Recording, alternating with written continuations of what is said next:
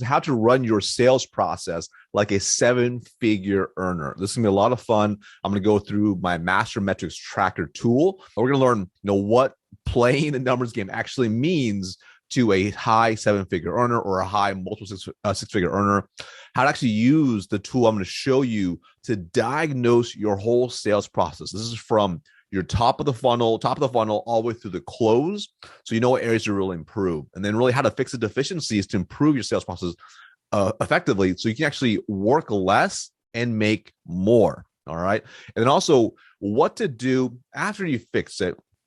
And maybe you're still not at the income level you want to be at. So really troubleshooting, really income misses that are for your own personal goals. So I'm not here to talk about how to hit quota, because I want you to hit far beyond your quota and max out your comp plans. We'll talk about that as well. So let's talk about what average reps do.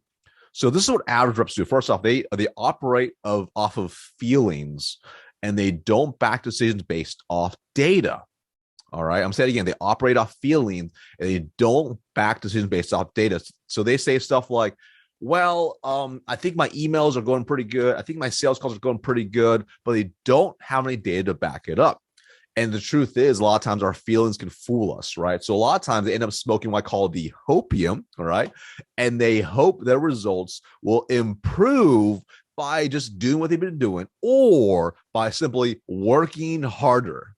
And then what ends up happening, as an example, is they realize at month end or quarter end or year end that they are nowhere close of hitting their own personal goals or targets. And now their boss is breathing down their neck and telling them to make more calls, send more emails. And that's the absolute worst. Okay, that's the absolute worst. But that's what happens to average reps. All right. Now, obviously, you're not average because you're watching this training. You want to get better. So here's what top reps do. So high income earning sales reps do this.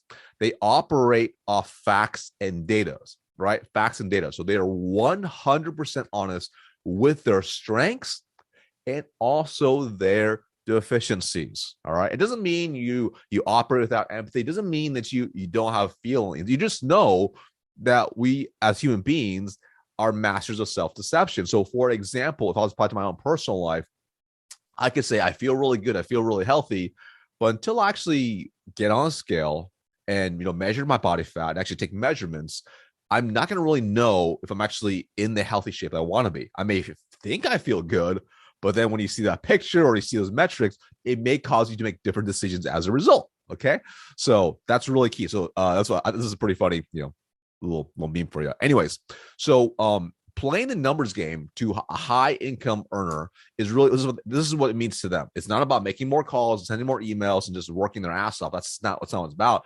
It's about knowing exactly what levers to pull to get the desired result. So I'm going to say it again. It's knowing exactly what levers to pull to get the desired result. And the better you are at diagnosing what to fix in your sales process and what you do, and then fix them ASAP, the more money you're going to make. It's literally that simple, right? Really, ultimately, the more problems you can solve for yourself, the more money you're going to make as well. All right. The more problems you solve for your prospects, the more money you can make as well. But the better you are diagnosing it first, then fixing it, that's how you really raise your income up. So let's keep going. All right. And a little side note as well. Average sales leaders, I see this all the time, especially if you have a sales leader who does this, they'll say, hey, make more calls. They'll say, like send more emails, as that's their go-to, because they usually lack the skills in truly knowing how to diagnose the root cause. I'm saying it again. The average sales leader will usually just tell you to make more calls, send more emails, without having the data to back it up and without understanding what really needs to be diagnosed to be fixed to actually improve your overall game. And ultimately, if what you're doing is not working, it makes no sense to try to scale what doesn't work. All right. So what you do not want to do is do not depend on your sales leader to improve your livelihood. You must take ownership of this. All right. So let's talk about this. We're going to go over here in a second, this master metrics tracker, which we'll cover in a second. But I'm going to cover how it works. And first off, and what's important to understand is the more data that you have in there, the more accurate it's going to be. All right. And here's the thing. No one's going to make you do this. Like, I'm not going to make you do this. Your boss not going to make you do this. This is entirely up to you. So you have to take ownership in this, right? And so we'll discuss how to use this. So this is, well, actually, let's go into it right now. So, and you'll see it here. This goes from top of the funnel all the way through, from cold emails to, cold calls to your discovery calls, show up rates, to number of demos booked or presentations you actually run because of that, show up rates to close deals, etc. Okay. And what's important to understand is this is something you're going to want to update every single day, because as you update every single day, this gives you daily feedback very quickly. All right. But the truth is if you have just 1 day's of data, 1 day's worth of data, that's not enough to tell you have to change anything, because that's like you stepping on a scale 1 day saying, I look pretty good, my weight looks pretty good, and then not making any changes. The more data you have over a larger period of time, the better, the better you're going to have as well from the numbers perspective. Also, what ends up happening, just when you're selling, say, mid-market enterprise opportunities, you typically aren't going to close a deal every single day, every single week. So you're going to have what's called regression to the means, meaning the more data you have, the more it's going to average out to give you a better holistic view on what you want to improve. So what you don't want to do is fill this out for 1 week. Like, I need to change all these things. That's not the point of it. The point is the more data you have in here, the better of an idea you're going to have to actually change what. So let's actually kind of walk through what each section is, because you may want to make some tweaks here. So for example, for simplicity perspective here, I have built this tracker. So this way it covers the most common things people are doing, which are sending outbound emails, which is going to be this section right here. And then then cold calls right here. Okay. And then that's like top of the funnel. Now, if you guys aren't doing a lot of cold calls or cold emails, whatever, maybe you do a lot of cold messaging on LinkedIn, you could change this as well, right? But it's just a little bit harder to pull out data as well. So for simplicity perspective, we do cold emails and then cold calls on top of the funnel. But obviously you can tweak this once you understand how this whole tool works to fit you. So if you want, by the way, comment tracker later if you want a copy of this, and then when you get sent the link, just go ahead and go to File and go to make a copy. So do not request access, because this is a primary file. So request a copy of this. Okay. So cold emails up top, or first section here. And then you have cold calls here. And then you can go through and you can have, schedule discovery calls, actual, and we'll go through step by step B2. I'm just giving you high level, number of demos booked, demos scheduled and show up, and then close rate as well. Okay, so let's go through step by step, and each of them, I put like some baseline numbers here to have so you can have a gauge off this. But each industry is a little bit different. So for some industries, a really good open rate is going to be a good open rate that's good to do is at least 30%. So 20% might be too low. So you may want to change that later, but we'll discuss how to change that a little bit later. But from a simplicity perspective, I put in general industry baselines as at least a minimum target to go after, so you can at least know you're on the right track. Okay. So I'll put a side note here as well. You want to update this daily with the prior day's numbers and only fill in the blank white cells. Don't touch this. Don't touch this. Don't touch this, because that will actually mess up the formulas that's in here for you. So it's designed to be baseline metrics, and you can also change them again with conditional formatting. So let me kind of show you exactly how this might work, right? So here it's very simple. We'll go step by step. So every day you plug in how many cold emails did you send. All right. So let's just say you sent 25. Perfect. Then ideally you want to do this the next day, so you can take a look at your open rate, and obviously it's going to even out because sometimes people open it 2 days later, 3 days later, etc. But what was your open rate? All right. So let's just say your open rate, and here's the thing: if you don't know, that should be a red flag to you. I need to find out what my open rate is. All right. So let's just say, for example, you uncovered a 15% open rate. So because of conditional formatting, this now turns red. All right. So, and then we keep on going. Let's always just response rate out of the 25. How many people respond? This could be positive or negative. Let's just say 1. All right, 1%. Excuse me. So again, you should know these things. So you plug it in here, and then how many discovery calls you book? Let's just say 0. Okay. This is not conditional formatting because everyone's got different numbers they're going after. So now you can tell pretty quickly here.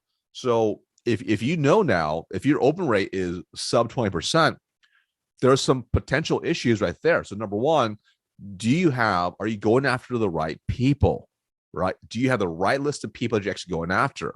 Okay, really important, right? Do you have their actual emails, the right people, or is it general emails? Okay, is it your right ICP, ideal customer profile? Number two, if assuming you have the right people, do you have the right headlines you're writing or subject lines that you're writing to get them to actually open? Number three, if it's still not good, like, is it also maybe the first 2 lines of the email? All those things impact your open rate. Okay. So if you're below 15% or less in the situation here, then there's some opportunity to improve. Again, remember, this is 1 day's data. So I'm saying as a whole, maybe you have, say, 20 days worth of data and you're averaging 50%. Now we got an issue. All right. So this kind of goes in open rate. So now you know, okay, how about response rate? How many people responded? If only 1% responded as an average overall, as you kind of go through multiple weeks, again, that tells you again, is my messaging relevant, right? So assuming maybe you have a good open rate, all right, and now your response rate is not good, is it a good email? Is it relevant? Is it specific to them? Is it actually hit their pain points? Does it actually like make them want to read it and keep going? Is it good copy or is it crappy copy?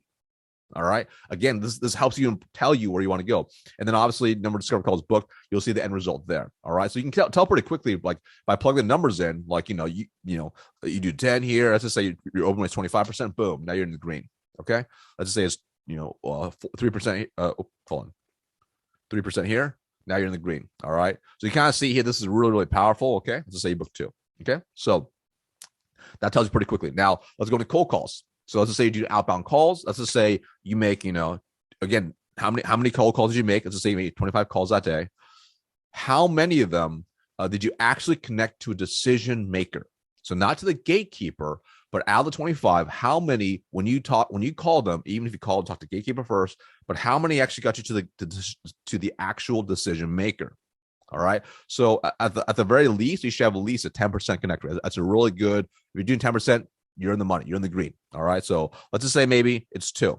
All right. So that means that 25 cold calls, only 2 got to 2 out of 25, which is 8% connected through it, which tells you now, number one, if it's an average, if you're consistently averaging 8%, are you, number one, again, do you have the right list of people? Do you have the right numbers?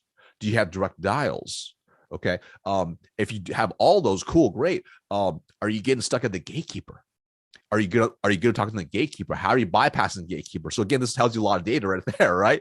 So because even at this point here, even on the calls, we haven't got to really book the meeting yet. It's just, can you bypass the gatekeeper? I call it gatekeeper bypass ratio. Can you bypass the gatekeeper to get to the actual decision maker? All right. And all those factors can impact it as well. Let's say you're able to get past it. So out of those, how many did you book? So out of the decision makers you talk to, how many did you book? The truth is if you have relevant messaging and you're spot on and you're pretty good on the phones, good at objection handling, you should book at least 50%. Some people are going to argue with me here and say, oh, it's pretty good at 10%. Well, I'm going to tell you right now, you need to get better on the phones on that cold call if you are averaging anything less than that. Because that could mean either number one, you're calling the wrong people, the wrong ICP, or you got to get better on the phones. That's a truth right there. So let's say maybe you book 1. So okay, not bad. So out of the 2 people, you booked 1. Okay, not bad. Obviously, the more the better. All right, the more the better. So again, this can tell you pretty quickly as a whole, when you average out, what can you really improve? All right. So next, so this is like the top of funnel, right? And obviously you can tweak this as well. But then as we move down the process, now you run into, this is like if you are a BDR or SDR who's watching this first part's really, really relevant to you. And then if you run discovery calls as well, this could be relevant to you as well. Or this could be for the AE or a closing role or full cycle rep as well. So how many initial discovery calls do you have scheduled for each day? So this is really important because we're going to cover show up rate now, because again, this tells you a lot of things. So let's just say, for example, you have 2 discovery calls scheduled for the day. And out of the 2, you have, let's just say, 1 show up. Now, 2 out of 1 is not enough data really, but here it shows up at a 50% show up rate. Let's just say on average, if you're averaging a 50% show up rate, that's pretty concerning. That's very concerning because now it's like, okay, number one, are you going after the right people? Okay, are they qualified? Number 2, do you have a good process to ensure they have a high show up rate? All right. Because if you don't, details matter. Details absolutely matter. So I'll give you an example, for my business, for me personally, when I was running sales calls, I averaged a 90 to 95% show up rate. All right.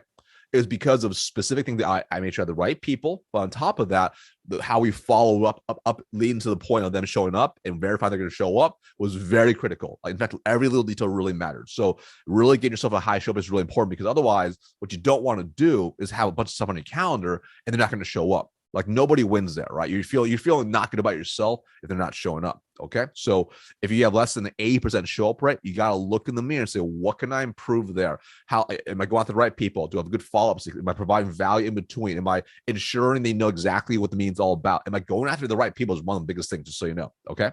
So once we get that piece, and then from there, and this is again, you go regression to the mean, but out of the discovery calls, how many progress to the next step? So this is assuming like this is a multi-call close, right?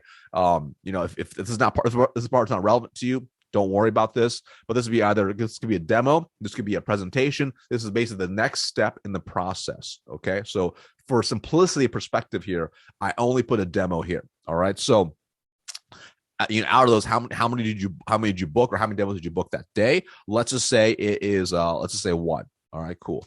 And I also get where sometimes you're going to have, say, discovery calls that you don't book the demo, but then they book 2 days later because they have to gather some people around.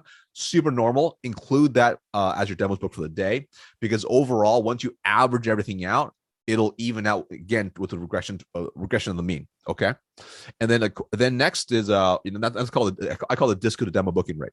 Okay. So ideally you're at 60% plus. So because if you're less than that, it's like, oh, are you meeting the right people? Are they qualified? Are they worth your time? Again, this goes back to the proper qualification. Remember, the better you are at qualifying and disqualifying, the better your funnel is going to be, the tighter it's going to be, the more money you're going to make as well.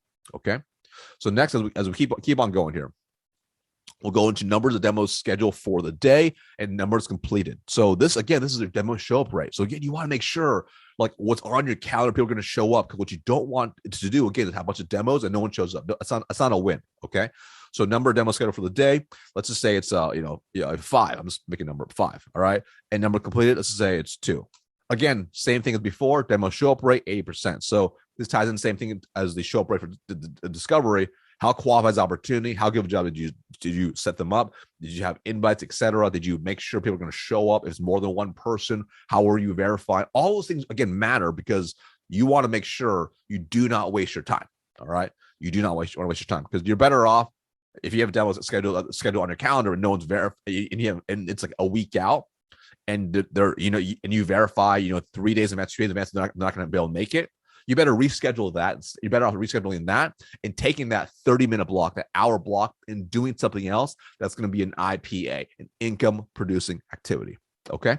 And then from there, the show up rate, then how many deals closed? Okay. So again, like I mentioned before, if you're selling transactional deals, obviously you probably have a lot of closed deals every day, every week, etc. That's how it works. But if you're selling, say, mid-market enterprise, you're not going to necessarily have a closed deal every single day, because it's usually going to have a lag, because it's usually multiple parties, legal, etc., whatever. Still put in the number here anyways, because you'll get, again, what's called regression to the mean. Okay. So boom, let's just say you close zero deals here. Okay. So that's kind of how you fill this tool up. Again, now you're at 25% closing ratio based off that day, right? But you'll average out. And again, it's similar. If you don't have a closing rate, if it's 25%, or maybe industry standards higher for your industry, maybe it's 40% in your industry, and you're less than that, again, now it's a red flag. Okay, did you run a proper process? Did you run a proper discovery? Did you do a proper demo? What steps did you miss? Did you get everyone involved as part of the deal? Did you multi-thread? Did you set clear next steps for every single step of the process? Did you make sure you trial close? Did you tie them down? Did you eliminate all objections? Are they 100% certain that your solution is absolutely best? Did you sell competitively? All those things really matter to closing. But ultimately, the truth is, most of the time, it's lost in discovery. But so if you do really good discovery, your chance of closing will go up much higher. So, but again, this tells you, again, quite a bit right here. So you can kind of see this can really help you right here. So let me just go ahead and kind of show you an example now, right? So here's an example. We got a little more data here. I didn't want to kind of fill everything out, but you'll see in here, because of the conditional formatting, this will trigger certain colors for you pretty quickly. All right. So then now you can come in here, and let's just say if I had filled a full month's work, but for simplicity's sake, I just filled only 6 or 7 here.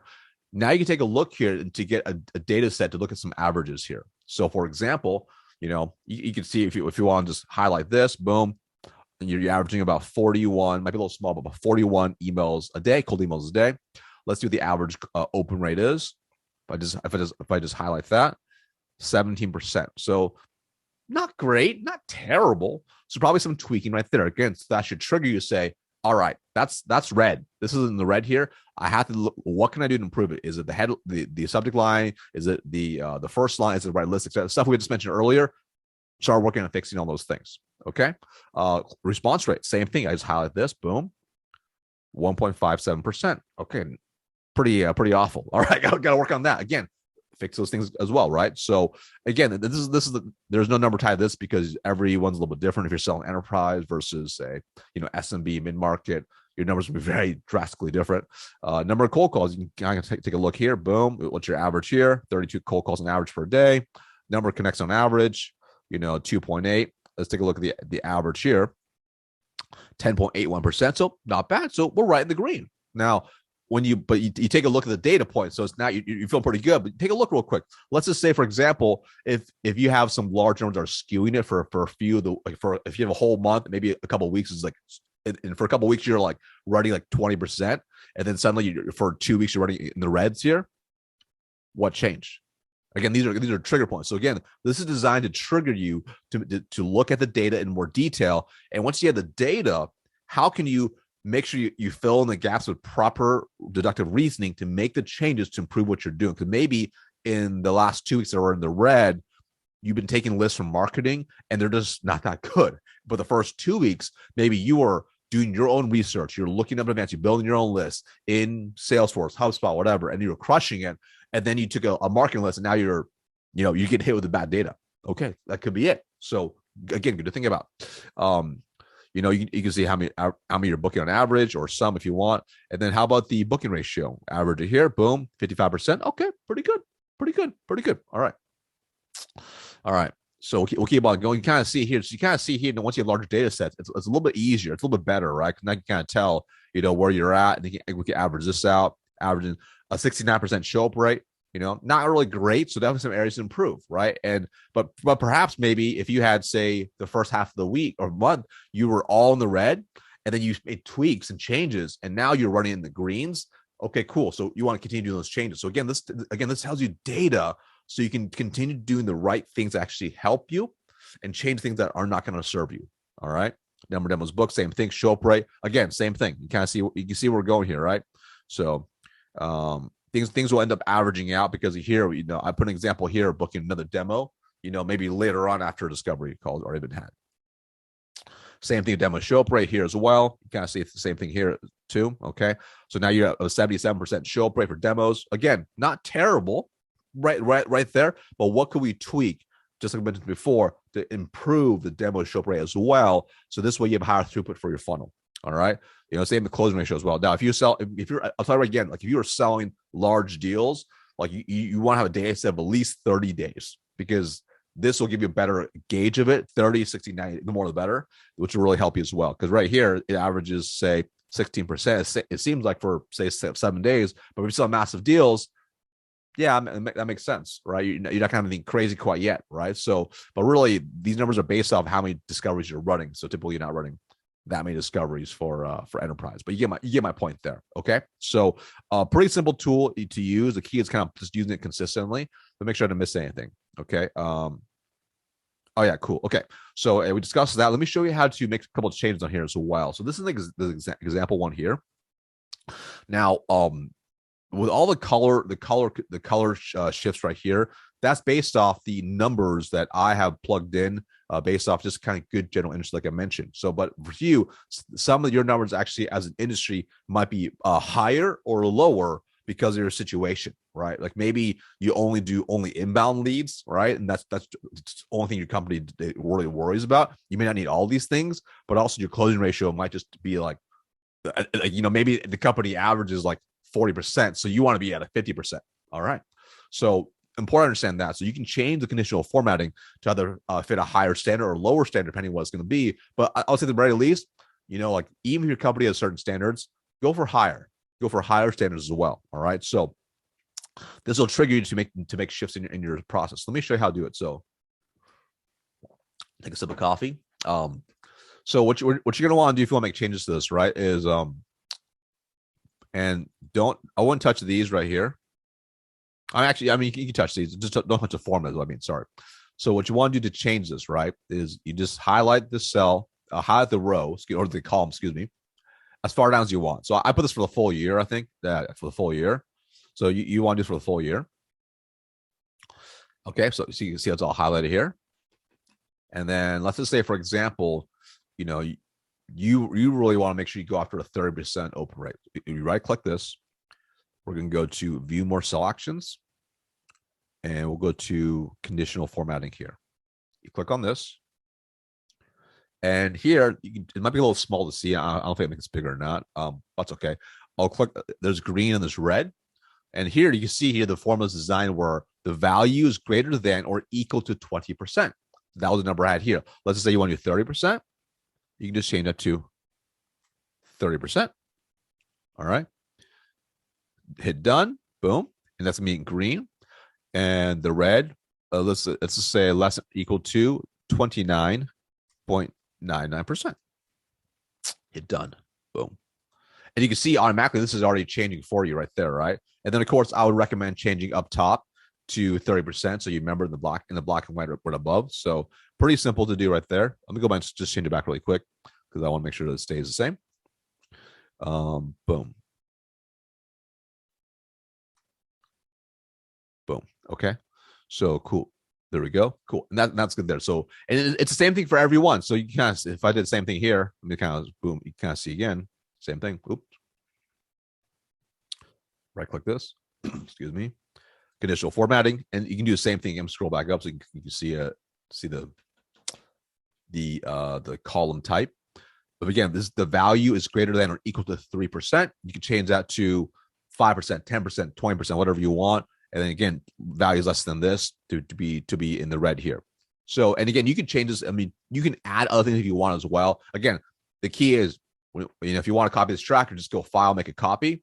And then once you have your copy, do what you want with it, right? You can change it up. You can make this on LinkedIn messaging up front, and then you can do it for like cold calls here. Whatever's going to fit your sales process. This is designed to be a general template, so you can make it work for you. So pretty easy to do. Okay. So, and you can do it for any column that you see has color here. So you'll see for open rate, response rate, connect rate, booking rate off cold calls, show up rate for discovery calls, disco to demo booking rate, demo show up rate, closing ratio.